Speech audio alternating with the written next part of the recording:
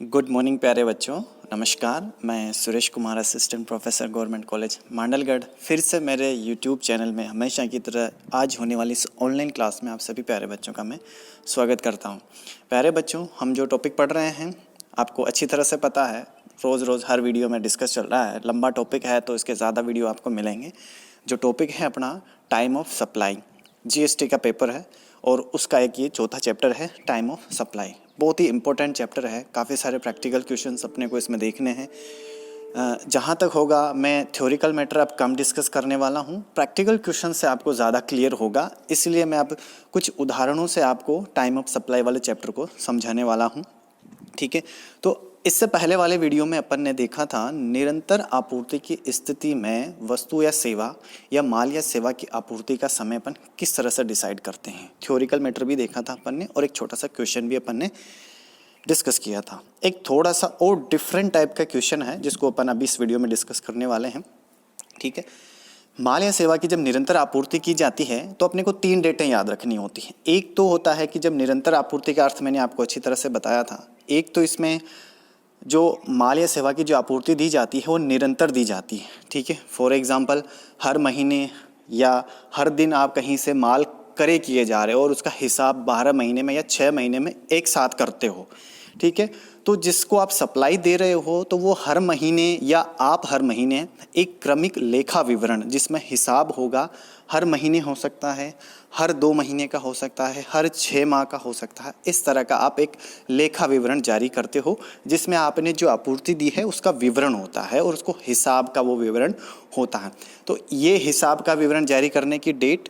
दूसरा क्या, बीजक जारी करने की डेट। ये अपन ने इससे पहले वाले वीडियो में देखा था, बीजक जारी करने की डेट और भुगतान की तिथि। ये 3 डेटें आपको निरंतर आपूर्ति की स्थिति में ध्यान में रखनी है। इसको ध्यान में रखते हुए अपने को टाइम ऑफ सप्लाई डिसाइड करना है निरंतर आपूर्ति की स्थिति में। तो चलिए आज की इस क्वेश्चन पे बढ़ते हैं। क्या क्वेश्चन में कहा गया है, क्वेश्चन नंबर ये 6 उदाहरण है। उदाहरण नंबर 6 आपकी बुक में भी होगा, आप वहाँ से भी इसको देख के वीडियो के साथ साथ उसको किताब के साथ साथ इसको डिस्कस करते चलें। तो देखिए, कोई एक्स है, उसके द्वारा निर्मित माल की निरंतर आपूर्ति के संबंध में वाई से अनुबंध किया है। एक्स ने जो माल निर्मित करता है, एक्स कोई भी फैक्ट्री हो सकती है या कोई व्यापारी है जो माल का निर्माण करता है, वो वाई को उसकी निरंतर आपूर्ति के संबंध में कोई एग्रीमेंट करता है कि वाई को वो निरंतर इस माल की सप्लाई देगा। अनुबंध की शर्तों के अनुसार क्रमिक लेखा विवरण जारी किए जाएंगे। अनुबंध में ये कंडीशन मेंशन कर दी है कि जो भी आपूर्ति होगी उसका क्रमिक लेखा विवरण हर महीने या 2 महीने में जारी किया जाएगा तथा क्रमिक भुगतान किए जाएंगे। जिस तरह से लेखा विवरण जारी किया जाएगा हर महीने या 2 महीने में, उसी तरह से पेमेंट भी किए जाएंगे। जैसे ही लेखा विवरण जारी होगा पेमेंट भी उसी तरह से कर दिया जाएगा। आगे बोला है 31 दिसंबर 2017 को समाप्त होने वाली तिमाही। अब 31 दिसंबर को जो तिमाही समाप्त होगी वो कौन सी होंगी आपकी, अक्टूबर, नवंबर और दिसंबर। 3 महीने हैं। इन 3 महीनों में उसने कुछ सप्लाईज की होंगी। तो विभिन्न घटनाओं का विवरण आपको नीचे टेबल में दिया गया है। अब देखिए क्या क्या डेटें आपको दे रखी है। पहले तो ये देखना है अपने को। सबसे पहले date of issue of invoice आप दे रखी है। Date of removal of goods आपको दे रखी है। Date of issue of statement of accounts आपको दे रखा है। Date of receipt of payment आपको दे रखा है। सीधा सा है, आपको सिर्फ 3 डेटें फाइंड आउट करनी है। सबसे पहले निरंतर आपूर्ति की स्थिति में एक तो क्रमिक लेखा विवरण जारी करने की डेट आपके पास होनी चाहिए, दूसरी इनवॉइस जारी करने की डेट होनी चाहिए, तीसरी पेमेंट रिसिप्ट होने की डेट आपको चाहिए। अब इसमें एक डेट आप देख रहे होंगे, आपका ध्यान चला गया होगा उसमें, date of removal of goods. ये डेट अपने किसी काम की नहीं है इस क्वेश्चन में, समझ रहे हो मेरी बात। ये डेट सिर्फ और सिर्फ जब आपकी सामान्य आपूर्ति होती माल या सेवा की तब अपने को देखनी होती है। जब माल को गोडाउन से हटाना आवश्यक हो या उसको नहीं हटाना आवश्यक हो तभी ये डेट अपने को देखनी होती है। इस निरंतर आपूर्ति की स्थिति में आपको ये ध्यान में नहीं रखनी है। सिर्फ और सिर्फ कॉलम नंबर 2, कॉलम नंबर 4 और कॉलम नंबर 5 की डेटें आपको ध्यान में रखनी है। इन तीनों डेटों में से जो सबसे पहले डेट होंगी वही आपका टाइम ऑफ सप्लाई होगा। तो फर्स्ट सिचुएशन में आप देखते ही बता सकते हो, फर्स्ट सिचुएशन में प्यारे बच्चों आप देखते ही बता सकते हो कि कौन सी डेट टाइम ऑफ सप्लाई होंगी। पहली डेट 1/11/2017 है, डेट ऑफ रिमूवल गुड्स, इसको ध्यान में ही नहीं रखना, अपने को लेना ही नहीं इस डेट को। दूसरी है स्टेटमेंट ऑफ अकाउंट्स 5/11/2017 और तीसरी डेट है 1/11/2017। तो सबसे पहले आने वाली डेट्स कौन सी है? एक तो ये है और ये दोनों डेटें क्या हैं, सेम है आपकी, 1/11/17 और 1/11/17। ठीक है, तो आपका टाइम ऑफ सप्लाई क्या हो जाएगा, 1/11/17। इसके सॉल्यूशन में जाने की ज़रूरत ही नहीं है। अगर आपको कंसेप्ट और इसका प्रोविज़न नियम अगर आपको याद है निरंतर सप्लाई का, तो टाइम ऑफ सप्लाई आप चुटकी में कर लेंगे। ठीक है, अगली डेट पे बढ़ते हैं। 2 नंबर में क्या बोला है, 11/12/17 date of issue of invoice है और इसको अपन को ध्यान में नहीं रखना। 5/12/17 आपकी स्टेटमेंट इशू डेट है। ठीक है, और 3/12/2017 date of receipt of payment है। तो कौन सी डेट पहले आती है भाई, 11/12 नहीं सॉरी आपकी आती है 3/12/17 वाली डेट। सबसे पहले इस डेट में से ये बाद की डेट, ये उस बाद की डेट और ये सबसे पहले वाली डेट 3/12/2017। ठीक है, तो आपके सप्लाई टाइम ऑफ सप्लाई क्या हो जाएगा, 3/12/17। ये भी क्लियर है। ठीक है, अब नीचे वाले पॉइंट में आ जाइए आप। क्या थर्ड में क्या लिखा हुआ है, 6/1/18 है डेट ऑफ रिमूवल गुड्स, आपको ध्यान में नहीं रखना। और एक है 28/1/2018 और 1/1/2018। तो सबसे पहले आने वाली डेट आपकी कौन सी है, ये वाली 1/1/18 दिख रहा है आपको, 1/1/2018। तो टाइम ऑफ सप्लाई क्या हो जाएगा आपका, 1/1/2018, 3/12/2017, 1/11/2017। इन तीनों सिचुएशन में डेट ऑफ रिसिप्ट ऑफ जो पेमेंट है वो सबसे पहले आने वाली डेट है। आपकी बीजक की डेट उसके बाद की डेट है और क्या नाम से स्टेटमेंट भी बाद में इशू किया जा रहा है। जिस डेट को पेमेंट रिसीव हो रहा है निरंतर आपूर्ति की स्थिति में, तो वही अपना टाइम ऑफ सप्लाई हो जाएगा। अब सॉल्यूशन भी अपन देख सकते हैं क्या क्या इसमें बता रखा है। ये देखिए 1/11/2017 और 5/12/2017 date of statement accounts, date of issue sorry थोड़ा सा करेक्शन में इसमें करना चाहूँगा। अपन थोड़ा सा एक प्रोविज़न भूल चुके हैं प्यारे बच्चों।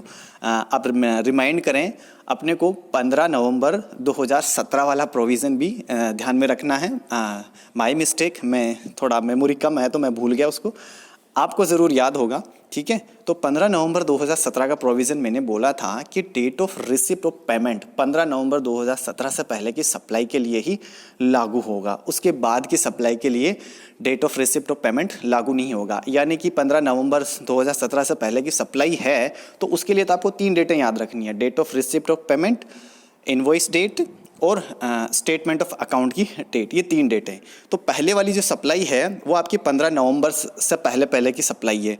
तो इसमें तो तीनों डेटों के हिसाब से 1/11/2017 आपकी टाइम ऑफ सप्लाई आ जाता है। सेकंड में देखिए ये दिसंबर वाली डेट आ चुकी है। इसमें देखो आप, ये जो है 2 नंबर का जो पॉइंट है ना आपका, इसमें 11/12/17 यानी कि 15 नवंबर के बाद की डेटें हैं ये। तो इसमें ये जो डेट है 3/12/17 date of receipt of payment, इसको ध्यान में नहीं रखेंगे अपन। कुल मिला के अपने को सेकंड और थर्ड सिचुएशन में सिर्फ और सिर्फ ये 2 डेटों का कंपैरिजन करना है। इन 2 डेटों में से जो पहले डेट होंगी वही आपकी टाइम ऑफ सप्लाई होंगी। तो 11/12 और 5/12, तो ये वाली आपकी time of supply second situation के लिए हो जाएगी। थर्ड में जो है आपकी 6/1/2018 और 28/1/18 में से 6/1/18 आपकी क्या नाम से टाइम ऑफ सप्लाई हो जाएंगी। तो 6/1/18 तो टाइम ऑफ सप्लाई क्या क्या हो गया आपका, ये एक तो हो गया 1/11/17 पहली सिचुएशन में, दूसरा हो गया आपका 5/12/2017 और तीसरे में हो गया 6/1/18। ठीक है, अब सॉल्यूशन को आप देख सकते हो। ये देखिए ये सॉल्यूशन में 1/11/17, 5/12/17 और 6/1/2017, ये सॉरी यहाँ पर 18 है, ये प्रिंट मिस्टेक है। 6/1/2018 आपकी टाइम ऑफ सप्लाई होगा। ठीक है, date of removal of goods का इसमें कोई उपयोग नहीं है, ये मैंने आपको बताया। Date of removal of goods ये सिर्फ और सिर्फ सामान्य आपूर्ति की स्थिति में अपने को ध्यान में रखना है। 6/1/2018 है लास्ट के कॉलम में, जो तीसरा जो पॉइंट है इसको करेक्शन कर लें आप उदाहरण में, ये प्रिंट मिस्टेक है। 6/1/2018 आपकी time of supply third situation में है और 5/12/2017 आपका सेकंड सिचुएशन में टाइम ऑफ सप्लाई होगा और पहली सिचुएशन में 1/11/2017 नियमों के अनुसार जीएसटी की जो प्रोविज़न है निरंतर आपूर्ति के संबंध में। तो ये इस तरह से क्वेश्चन का आपको सॉल्यूशन करना है निरंतर आपूर्ति की स्थिति में। ये क्वेश्चन बड़ा बहुत है, अगर आपको प्रोविज़न आता है तो चुटकी में कर दोगे आप इसको 2 मिनट में। सिर्फ आपको 2-3 डेटों का कंपैरिजन करना है और सबसे पहले वाली डेट का आपको टाइम ऑफ सप्लाई मान लेना है। तो आई थिंक क्लियर हो गया होगा निरंतर आपूर्ति की स्थिति में अपन किस तरह से टाइम ऑफ सप्लाई का निर्धारण करेंगे। उम्मीद है प्यारे बच्चों आपको ज़रूर समझ में आया होगा। अगर थोड़ा सा भी सस्पेंस या डाउट रहता है तो आप मुझे कमेंट में ज़रूर बता दें, ताकि मैं अगले वीडियो में उसमें थोड़ी सी चर्चा अपन कर लें, ठीक है। और आने वाले वीडियो में अगर आप कमेंट करके मुझे कोई प्रॉब्लम या सस्पेंस बताते हो तो मैं आपको जो स्टूडेंट है उसका नाम लेके उसको ज़रूर उसमें मेंशन करूँगा कि आप फला नाम के बच्चे ने ये प्रॉब्लम हमसे पूछी है। तो अच्छा लगेगा अगर आप प्रॉब्लम पूछोगे तो, ठीक है। तो मिलते हैं अगले वीडियो में, जो नेक्स्ट इसी स्लाइड में आप देख सकते हो, विपरीत प्रभार तंत्र के तहत आपूर्ति की दशा में आपूर्ति के समय का निर्धारण। इसमें चर्चा अपन अगले वीडियो में करने वाले हैं। तो मिलते हैं अगले वीडियो में प्यारे बच्चों। वीडियो को लाइक करना, शेयर करना और चैनल को ज़रूर सब्सक्राइब करना। तो ध्यान रखिए अपना, स्वस्थ रहिए और कोरोना महामारी का थोड़ा ध्यान रखिए। जो दिशा निर्देश हैं, सैनिटाइज़र, मास्क, इनका निरंतर उपयोग करते रहिए। Have a good day.